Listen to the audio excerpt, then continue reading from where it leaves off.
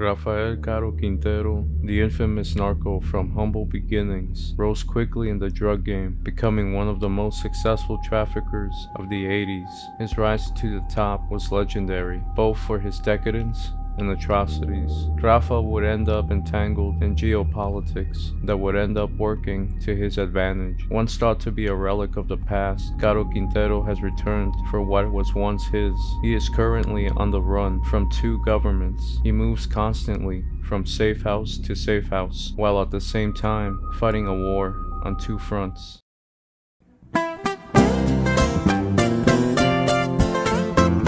Rafael Caro Quintero is from the small town of La Noria, Sinaloa. Rafael's father, Emilio Caro Payan, and his mother, Hermelinda Quintero, lived a modest life with their 12 children. Don Emilio was in the land and cattle business, among other dealings. When Rafa was 14, his father was killed in a violent altercation. The family suffered years of poverty after Don Emilio's death. Rafa dropped out of school in order to help support his large family. He farmed, producing small amounts of bean, corn, and wheat. It wasn't much, but enough to feed his brothers and sisters. When Rafa was 17, he set out for Culiacan in search of work. Eventually, he began driving trucks from Culiacan to cities in Chihuahua and Sonora. The job was steady, but he still found it difficult to support his family. It was during his early trucking days that he met Ernesto Fonseca Carrillo. Don Neto comes from the same county as Rafa. They were both country people with similar ambitions. They were also related through marriage. Soon after, Rafa enters the marijuana business. He began planting on his brother's isolated ranch in Chihuahua known as La Cienega. Rafa was no expert, but his ambition outweighed his inexperience, which resulted in his early product being less than adequate. In fact, Don Neto would later recall that Rafa once tried to sell him 300 pounds of dry and bad quality weed, which he declined. Around the same time, he is introduced to Pedro Aviles. Aviles is affiliated with Rafa's uncles and cousins that were already in the trafficking business, relatives that would later go on to become successful narcos of their own. People like Lamberto Caro Quintero, Jose Inés Calderón Quintero, and Emilio Caro Quintero were legendary figures in the Mexican underworld. Aviles is considered the godfather to many of today's trafficking dynasties. It was Pedro Aviles, together with Rafa's uncles, that taught the young, up-and-coming entrepreneur how to grow and sell marijuana. Rafa not only dedicated himself to growing the best possible semilla, but he also wanted to change how traffickers would be supplied. The normal procedure was for traffickers to go deep into the sierra and contract campesinos to plant marijuana and then harvest their crop. The traffickers would stop by to pick up the harvest. The problem with this system was that each farmer would provide varying degrees of quality marijuana. Some farmers grew decent pot, while others grew barely smokable bud. Rafa's solution was to grow massive amounts of the stuff on his own isolated ranches, where he could control the consistency of quality. Little by little, Rafa began buying ranches in Chihuahua and Sonora. By the late 70s, he was producing hundreds of tons of marijuana. Rafa was on the rise. He had plenty of money now. He was known to bring an entire banda with him when he would visit his hometown of La Noria. He would ride a fine horse, wearing a silk shirt, his cowboy boots, and a classic Sinaloan cowboy hat, while he emptied an entire AK magazine into the sky. Rafa spread his money around. He helped various locals with medical bills. He built schools and roads. He even installed the first street lamps in his town. He would use his helicopters in the construction of the street lamp network, the same helicopters that were sometimes used to transport Rafa's crops north. In 1977, the Mexican government implemented Operation Condor, a massive anti-drug operation. More than 5,000 soldiers and 350 federal police were sent into the Golden Triangle to eradicate the trafficking network that were supplying massive amounts of marijuana and heroin to the U.S. The Golden Triangle, which includes Sinaloa, Chihuahua, and Durango, was invaded by government forces. The raids mainly went after the independent traffickers and the smaller competitors. People like Rafa escaped the operation unscathed, since he made regular payments to army and police commanders, and especially the DFS. In 1978, Pedro Aviles was killed at a military checkpoint near Tipuchi, Sinaloa.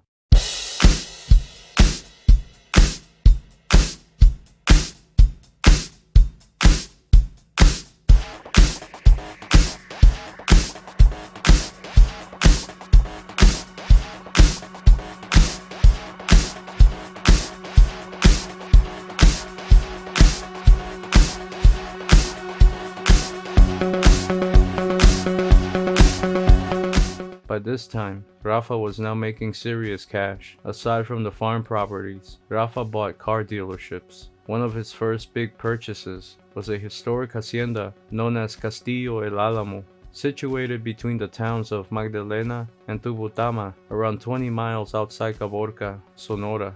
He spent $4 million renovating the property. As far as anyone knew, the new owner of the large estate was a successful cattle broker that exported cows to the US. Rafa and his fellow traffickers remained relatively untouched by the anti-drug campaign spearheaded by the military. But in any case, Culiacan and other cities in Sinaloa were now war zones, with the trafficking network somewhat in disarray, and with a limited supply of marijuana, traffickers began killing each other in a war for resources and supplies.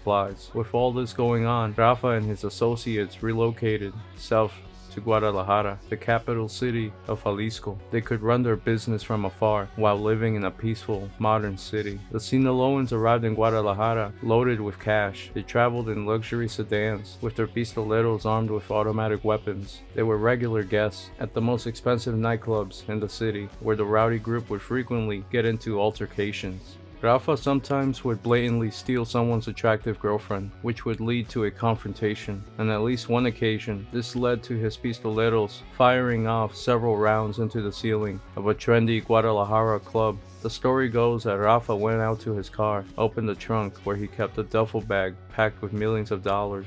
He simply took out 2 giant stacks of cash and gave it to the club owner for the damages. The Sinaloan crews partied excessively. It wasn't uncommon for someone to organize a narco party, the type of party where high-class escorts, top military and political officials socialized with proud, gregarious traffickers that originated from humble beginnings in the backwaters of Sinaloa. They were fun-loving, flashy, and violent. On many occasions, you could find Rafa and his people partying at the Lebanese Club, a trendy nightclub in the middle of Guadalajara. You could not help but notice Rafa when he walked in. Besides a squad of bodyguards, he was fond of gold jewelry, and one of his most well-known pieces was his huge cuff bracelet. The bracelet and a matching pistol both had his call sign, R1, encrusted with diamonds. Rafa and his pistoleros carried official DFS badges. Basically, the DFS was the Mexican KGB, FBI, and CIA rolled into one organization. DFS agents had a license to kill, rob, and break every other law on the books.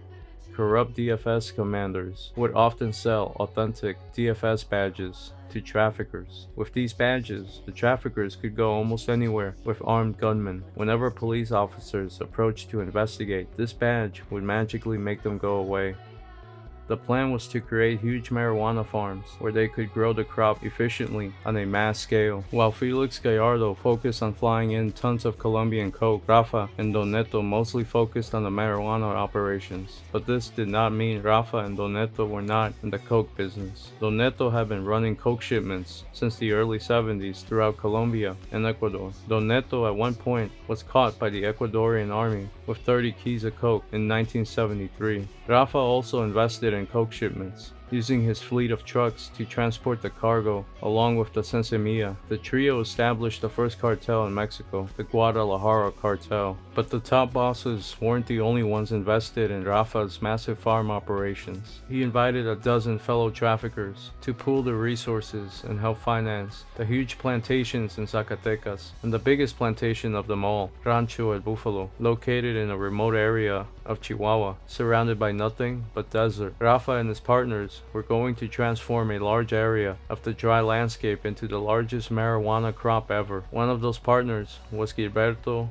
Ontiveros, aka El Greñas. He was an old-school marijuana trafficker operating in Chihuahua. He invested a couple $1 million into El Búfalo. Ontiveros would later go on to become one of the main leaders of the Juarez cartel, along with Amado Carrillo Fuentes. Rafa hired cheap labor to work the massive Sensemilla crop. The cartel bribed local police, bought numerous ranchos. They went on a hiring spree. All these properties needed security, so hundreds of pistoleros were brought in, tons of heavy weaponry, vehicles, and radios, agronomists to properly plant, nurture, and harvest crops. Deep wells and even a couple dams to control irrigation were built. Electrical engineers installed power grids and electrical pump systems. Tons of high-grade fertilizer was bought. Modern farm machinery, all to ensure the highest yields possible. The product was then stored in underground custom-built drying chambers. On his farms, Rafa grew 3 types of bud: Limón Verde, a hybrid strain from Michoacán known for its dankness, even after being pressed and dried; Cola de Zorra from Sinaloa; and China from Oaxaca. By 1984, Rafa and Ernesto Fonseca supervised the cultivation of thousands of acres of crops, irrigated using commercial agricultural techniques developed in California's San Joaquin and Imperial Valleys. By then, Rafa was sending fleets of trucks loaded with marijuana to warehouses in the US on the same routes used by shippers of Mexican winter vegetables. Rafa was proud of what he had accomplished. He was proud of his product, his operation. He would often make unannounced visits to his ranchos, usually in a convoy of 3 or more brand new Grand Marquis or pickup trucks taken from one of his many dealerships. Guadalajara was Rafa's playground and command center. Sonora, specifically Caborca, was where they warehoused their massive drug shipments right before they were split up into more manageable loads, making their way north. Ernesto Fonseca, for example, kept at least a ton of coke in one of the warehouses he owned at any given time. Times were good. The drug lords of the Guadalajara cartel were making more money than they ever had before. Rafa built infrastructure in his hometown, provided funds for the construction of a school in La Noria, which is still in use today, but like anything, the good times wouldn't last. In 1980, DEA agent Enrique Camarena Salazar arrived in Guadalajara. To his friends and family, he was known as Kiki. To his informants and the federales that he befriended, he was known as El Gallo Prieto, the Black Rooster. Kiki was a Mexican-American DEA agent. He was born in Mexicali, but his family later migrated to the US. Kiki eventually became a police officer and soon moved on to the DEA.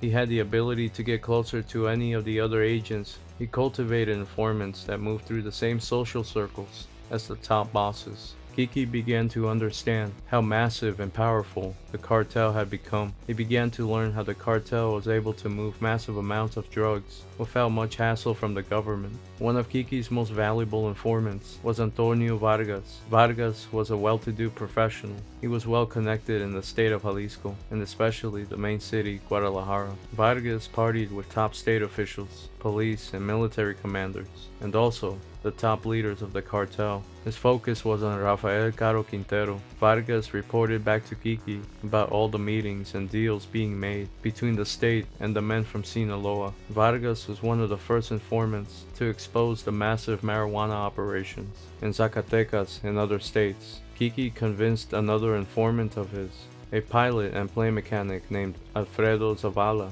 to fly Kiki over several areas where he suspected the massive marijuana fields would be located. The pair found the fields deep in remote, arid backcountry. Soon after, the fields near Fresnillo were raided by a combined force of Army, Federal Police, and DFS. The raid was led by corrupt comandante and head of the Interpol office in Mexico, Miguel Aldana Ibarra, on May 28, 1984. The operation netted over 20 tons of sensimilla and 117 low-level workers. Rafa was angered by the loss. He demanded to know from his police commanders how this could happen. Rafa had already paid off President de la Madrid, among dozens of other high-level officials, for protection. The cartel paid out millions a year in bribes to everyone from city cops to the president. Rafa and the other bosses met in September 1984 after attending the baptism of the daughter of one of Rafa's most violent enforcers, Javier Barba Hernandez. After the ceremony,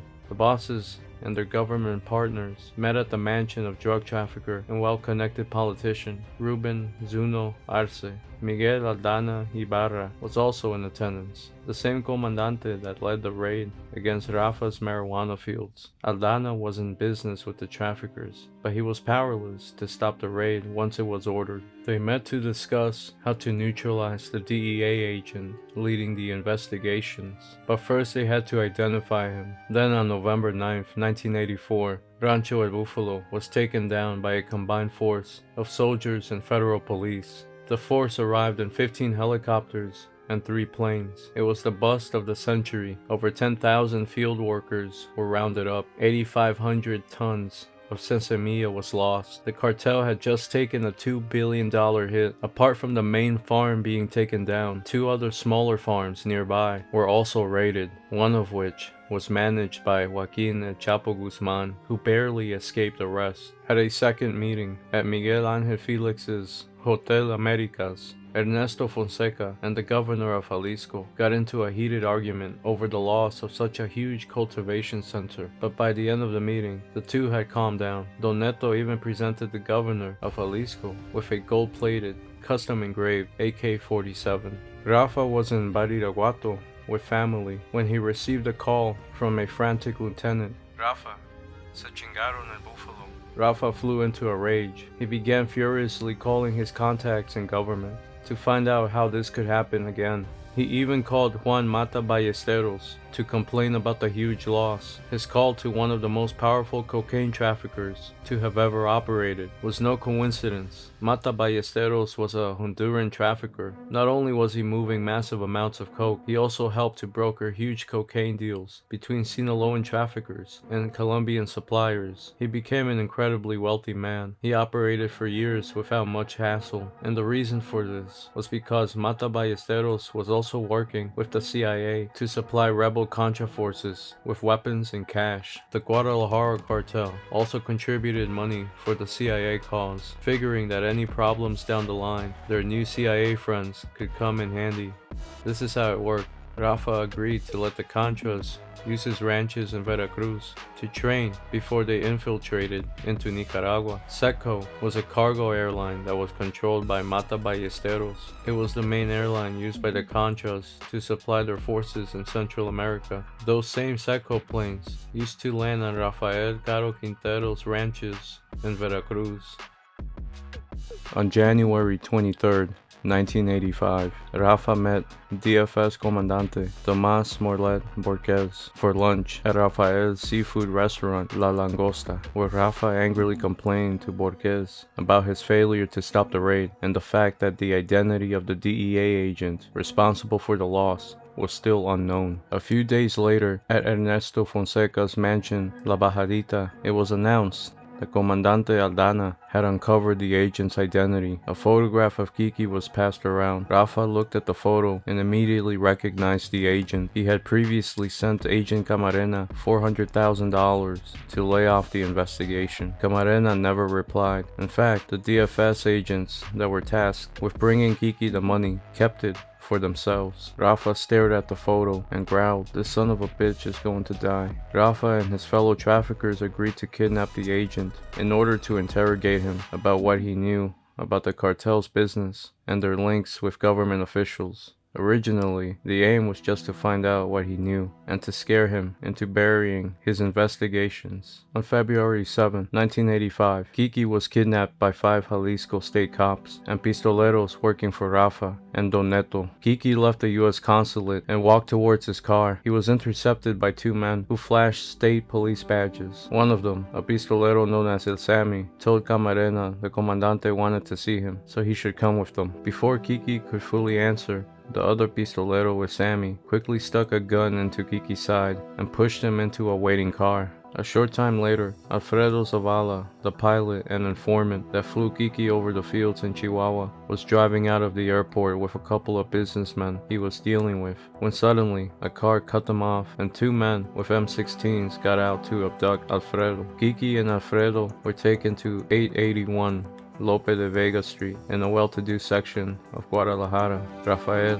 high on cocaine and angry about the loss of his fields, but the same agent sitting in front of him, ordered his men to interrogate him. Kiki was moved to a small guest house towards the back of the property. For several days, Kiki Camarena was brutally tortured by cartel gunmen. Ernesto Fonseca arrived later in the day, but was too drunk to stick around for most of the interrogation. Fonseca said he felt ill because of his allergies, and instead declared he would interrogate Camarena when he awoke from a nap. The next day, Fonseca returned in the morning. He found Camarena barely conscious, and became irate with Rafael. At one point during the shouting, Don Neto raised his hand as if to slap Rafa. Rafa's bodyguards pointed their weapons at Don Neto and his guards. Don Neto's guards did the same. Shortly after, Don Neto left the house for the last time.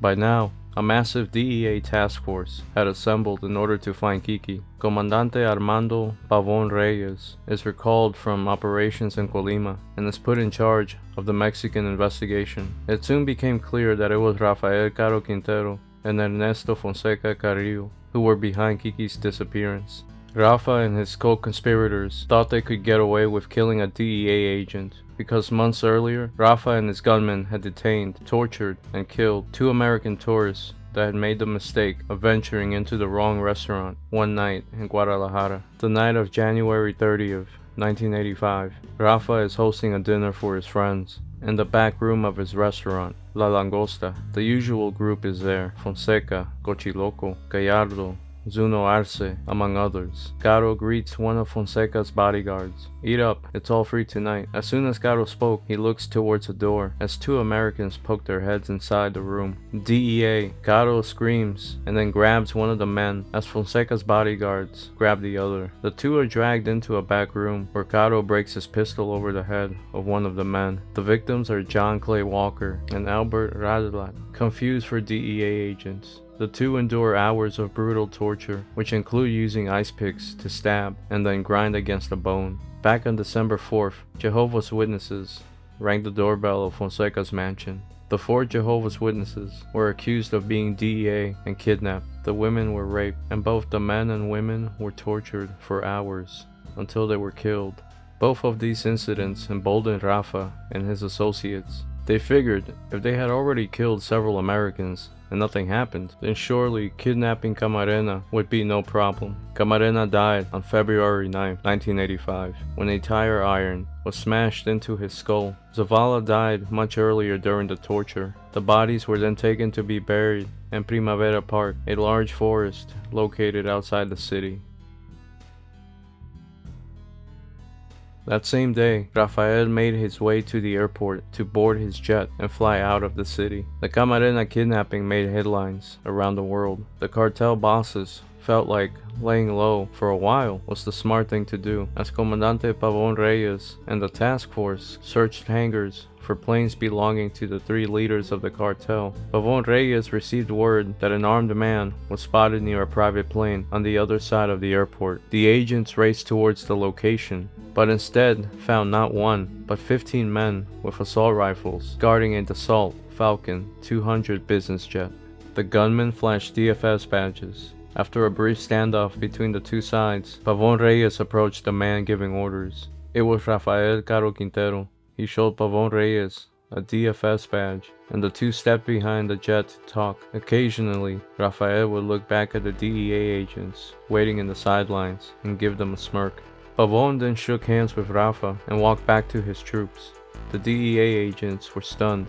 Although none of them recognized him, they could all tell he was a narco through and through. He spoke like a narco and dressed like one too. When questioned by DEA agents why he was not arresting them since they were clearly traffickers, Pavon simply answered he identified himself as a DFS agent named Pedro Sanchez Parra. As Rafael's jet began taxiing out for takeoff, Rafa opened the door of the jet and leaned out with a gold-plated AK-47, waving it at the Federales and DEA agents, shouting, "Next time, my children, bring better weapons, not toys." Rafael then took a swig from a champagne bottle and went back inside. Pavon Reyes accepted a $65,000 bribe from Rafa. He was then allowed to fly off. Right before he accepted the bribe, the Comandante made a phone call. The DEA later found out the number he called. It led straight to the office of Miguel Aldana Ibarra. Pavon Reyes would later be arrested for the incident. The Falcon 200 flew to Caborca, Sonora. Rafa went to lay low at his huge Castillo estate. Meanwhile, Pavon Reyes was replaced by veteran Comandante Florentino Ventura, and Jalisco was flooded with federal agents that were unknown to the traffickers. The pressure mounted on the Guadalajara cartel. The Americans would never stop the pressure until Kiki was returned alive or his body was found. Camarena's body was discovered on March 5, 1985. A few days earlier, the nearby Braves Cervantes family ranch was raided by federal police under command of Pavon Reyes. The DEA states that the Braves Cervantes family was killed, not in a shootout as the Federales had first claimed, but were actually murdered in cold blood, some while still in their beds. So the powers behind the scenes, the government officials that were also business partners with people like Rafa and Miguel Angel, decided it was best to produce something concrete to alleviate the political pressure. Camarena's badly decomposed body turned up a few days later on a desolate road near the Brave Cervantes ranch. Mexico moved to create an appearance of an investigation, but it made sure to stay clear of the more serious allegations that kept coming up in the DEA investigation, that certain high-level government officials, high-level federal police and military commanders, governors, and mayors were in league with the traffickers. Hell, even President de la Madrid was in business with the cartel. The president was cut in on large coke shipments. In the 80s, you had the sitting president of Mexico investing in multi-ton cocaine loads headed for American markets. But that's how big the business was, and still is. The DEA was not going to let up until their number one suspect was caught, Rafael Caro Quintero. Rafa was feeling the heat and decided to leave Mexico for Costa Rica. He planned on continuing his trafficking business from afar in the peaceful Central American country. Rafa sent his cousin, Inés, down to Costa Rica to have everything ready for his arrival. Also known as Jose Inés Calderón Quintero, Inés would become a legendary figure in his own right. He was already trafficking over a ton of coke a month by the early 80s. Inés and Jesus Felix Gutierrez bought 4 luxury properties and 2 black Mercedes sedans. Meanwhile, Rafa flew to Sinaloa to pick up one last person before he left the country.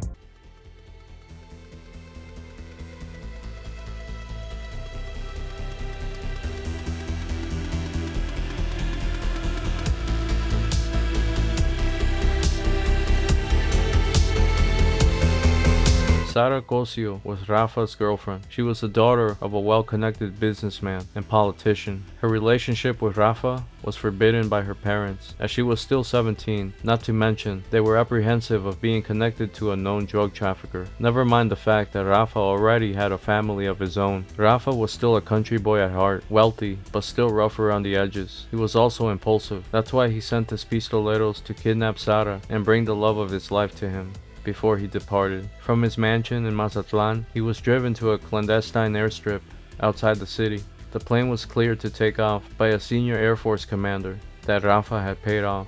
The getaway plane flew into Costa Rica on Sunday, March 17, 1985. Everyone knew Rafa and Sara were together. It was only a matter of time before they would turn up, and that day came on April 3, 1985. Sara Cosio made a phone call to Mexico from a number in Costa Rica. DEA agents traced the call with the help of the local phone company. The trail led to Quinta La California, a large plantation estate near the capital San Jose. The DEA found out the property had just been purchased a few weeks prior by 2 Mexican men, Jesus Felix Gutierrez and Inés Calderón Quintero. They paid $800,000 in cash.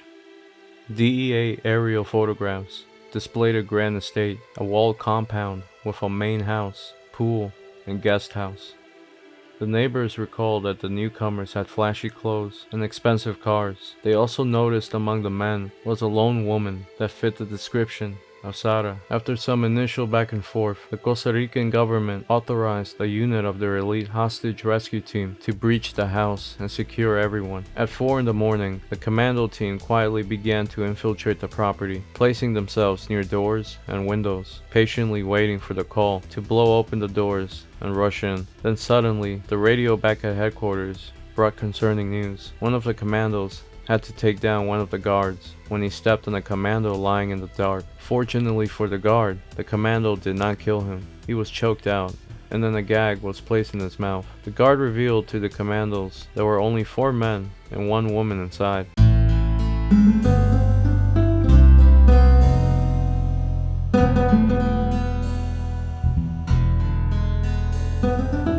It was just after 6 o'clock in the morning when the commandos blasted the front door. They rushed in, fast and aggressive. They were relying on surprising everyone in bed. Within minutes, almost everyone had been rounded up. The team reached the master bedroom and kicked in the door. As the commandos rushed in, the suspect in the room with Sara reached for a nearby gun, but one of the commandos managed to kick it out of reach. The lone woman in the house was frozen with fear in her bed. The men were blindfolded lying face down, hands cuffed behind their backs. The mansion was a mess. Liquor bottles everywhere, takeout food in the kitchen, closets full of designer clothes, new cars parked in the driveway. They also found $40,000 in cash lying around everywhere. $150,000 in checks were also scattered around the main bedroom, and also a Colt 1911 pistol with gold plating and diamonds, with the monogram on the pistol grip that read R1 was spelled out in rubies. DEA agent Clemens raced around to the different suspects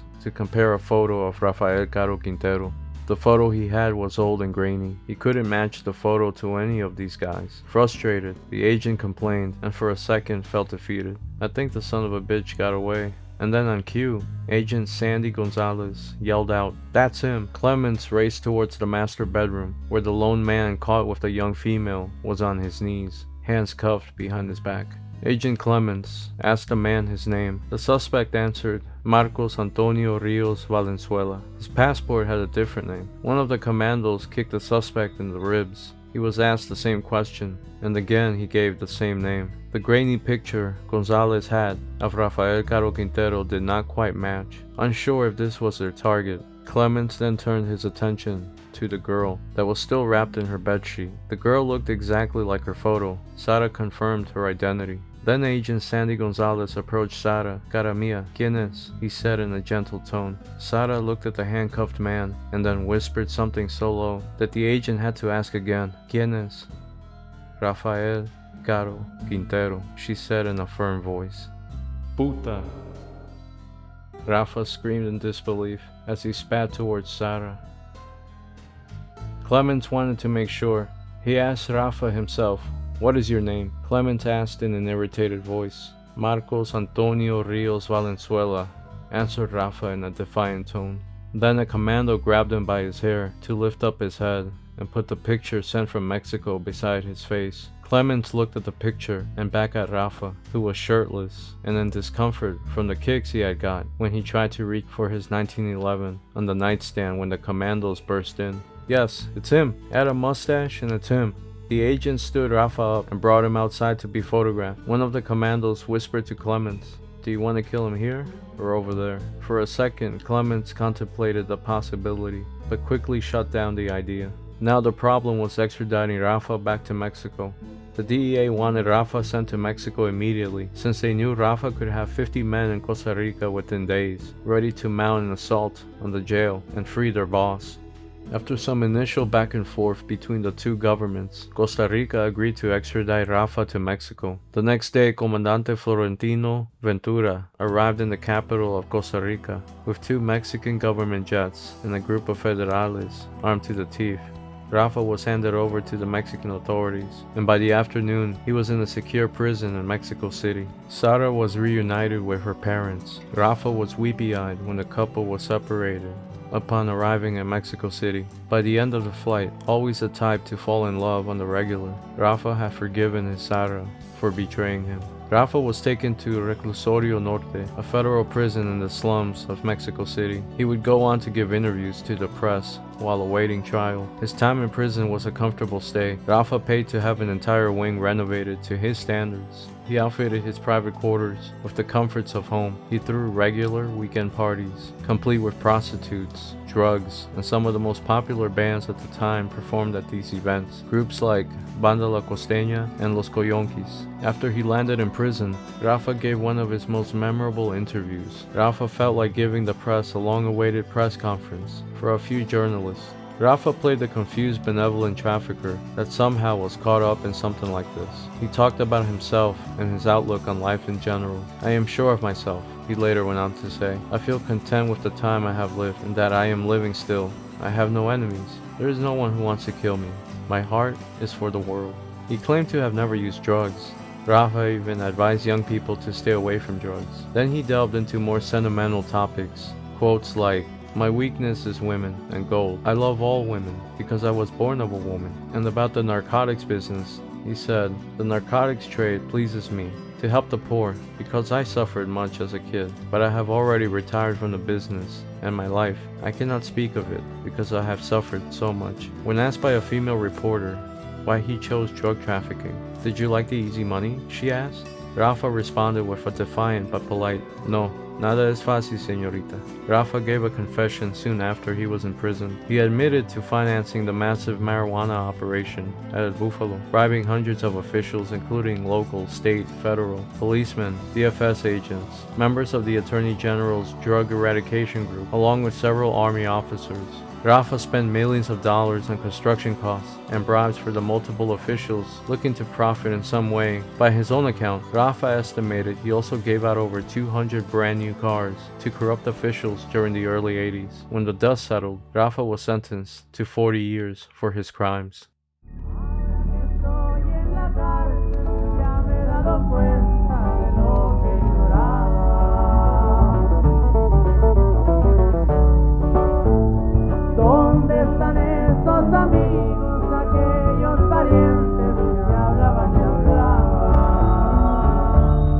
While he was locked up, the Quintero family got involved in a war between the Felix Arellano brothers and the Salcido Uzeta family over turf and money. One of Rafa's closest family members, El Chapo Caro, was killed by an Arellano hit squad in 1988. Although he would remain locked up, he was active in the Sonora and Sinaloa plazas. The Quintero clan is large and has been involved in drug trafficking since the days of Lamberto Quintero in the late 60s. Rafa and his brother Miguel would go on to form the Sonora cartel. On August 9, 2013, Rafael was suddenly set free by a judge that was paid off. Rafa quickly left prison, hopped into a waiting SUV, and disappeared. The incident greatly embarrassed the Mexican government. The US protested the legal maneuver that gained Rafael's freedom. 5 days later, an arrest warrant was issued by the Mexican government for Rafael Caro Quintero. Right after he left prison, Rafa met with El Chapo and El Mayo. The meeting was to let them know he had no intention of interfering or getting involved in any disputes between rival cells. In March 2018, Mexican Marines raided 4 towns in the highlands of Badiraguato, Sinaloa. La Noria, Babonica, Bamopa, and Las Juntas were searched by Marines looking for Rafael. Rafa, like some of his fellow traffickers, has not steered away from the limelight. In fact, he has given 2 different interviews since he left prison. In 2016, Rafa gave an interview to Proceso magazine where he proclaimed his innocence, stating that he was not involved in the drug trafficking business anymore. He claimed that he didn't have any money and that he lived a poor, humble life, even though he moved with at least 5 bodyguards, all armed to the teeth with brand new assault rifles and tactical gear. In 2018, Rafa again reappeared, this time to give an interview to famed narco-trafficking journalist Anabel Hernandez for Huffington Post. Rafa claimed during the interview that again, he was no longer trafficking drugs and that his cousin, Sayid Quintero, was lying to the DEA when he claimed his infamous Uncle Rafa was moving large shipments of drugs through Sonora. Recently, the Quintero clan has been locked in a turf battle with some cells that work for Los Chapitos in Sonora. The Quinteros have deep roots in Sonora, especially in Caborca. Rafa has reunited with his brother Miguel, and their younger nephews, like El Kikil Caro, have gone to war against Los Salazar. Rafa has also recently begun to finance and support El Ruso, El Mayo's former security chief that was recently kicked out of Culiacan by Los Chapitos and their commander El Nini. A large chunk of the day-to-day seems to have fallen to Miguel's side of the family, with the sons of famed narco Emilio Quintero Payan also playing an important role in the organization. Rafa has also lost members of his family recently. It's rumored Los Chapitos are hunting Quinteros that are still involved in the business or that are actively fighting their allies Los Salazar in Sonora. Rafael has become famous throughout Mexico. Movies were made based on his life. Seen as a humble farm boy from the backwoods of Sinaloa, whether right or wrong, he managed to find a level of success many would envy. At the time of his arrest in 1985, Rafa was estimated to be worth over $600 million, although there is speculation that Rafa had by that time long surpassed that amount and was at one point a billionaire. Most of his wealth was invested in businesses, real estate, and the rest squirreled away in foreign bank accounts, safe from the nosy Americans.